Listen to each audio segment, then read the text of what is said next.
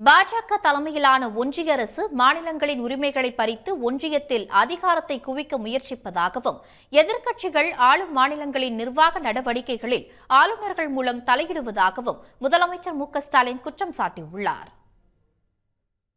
Hindustan times ஆங்கில நாளிதழுக்கு பேட்டி அளித்துள்ள முதலமைச்சர் மு.க.ஸ்டாலின் ஆளுநருக்கு எதிரான வழக்கில் உச்சநீதிமன்றத்தின் வரலாற்று சிறப்புமிக்க தீர்ப்பு மாநிலங்களின் உரிமைகளை பாதுகாப்பதற்கான அரசியல் சாசன போராட்டத்தில் ஒரு மைல்கல் என தெரிவித்துள்ளார்.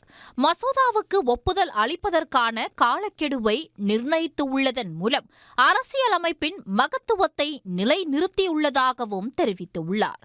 ஆளுநர் மீதோ பிரதமர் மோடி மீதோ தனிப்பட்ட முறையில் எந்த வெறுப்பும் இல்லை என தெரிவித்துள்ள முதலமைச்சர், மோடி தலைமையிலான ஒன்றிய அரசு அமைந்தது முதல் எதிர்க்கட்சிகள் ஆளும் மாநிலங்களின் நிர்வாகத்தில் ஆளுநர்கள் மூலம் தலையிடுவதுடன் இணை அரசாங்கங்களை நடத்த முயற்சிப்பதாகவும் விமர்சித்துள்ளார்.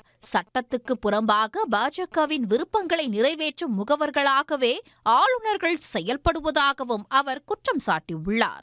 மாநிலத்தில் சுயாட்சி, மத்தியில் கூட்டாட்சி என்ற கொள்கையில் 50 ஆண்டுகளுக்கும் மேலாக திமுக உறுதி காட்டி வருவதாகவும், ஆனால் மாநிலங்களின் அதிகாரங்களை பறித்து மத்தியில் குவிக்க ஒன்றிய அரசு முயற்சிப்பதாகவும் அவர் குற்றம் சாட்டியுள்ளார்.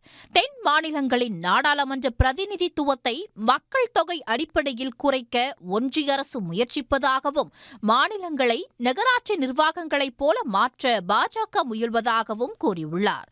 ஹிந்தி திணிப்பை ஏற்காத ஒரே காரணத்திற்காக தமிழ்நாட்டுக்கான நிதி நிறுத்தப்பட்டதாக கூறியுள்ள அவர், பாஜகவின் திட்டங்களை ஏற்க மறுக்கும் கேரளா, மேற்கு வங்கம் போன்ற மாநிலங்களும் இத்தகைய புறக்கணிப்பை எதிர்கொள்வதாக தெரிவித்துள்ளார். தமிழ்நாட்டின் நலன்களுக்கு எதிரான பாஜகவுடன் கூட்டணி வைத்ததன் மூலம் அம்பலப்பட்டு உள்ள அதிமுக, திமுக அரசின் குறைகளை பூதக்கண்ணாடி கொண்டு தேடுவதிலேயே நேரம் செலவிடுவதாகவும் அவர் தெரிவித்துள்ளார்.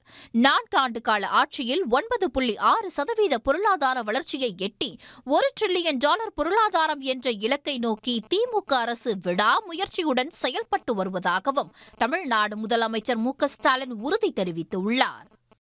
உடனுக்குடன் செய்திகளை தெரிந்து கொள்ள சன் நியூஸ் பெல் ஐகானை கிளிக் பண்ணுங்க.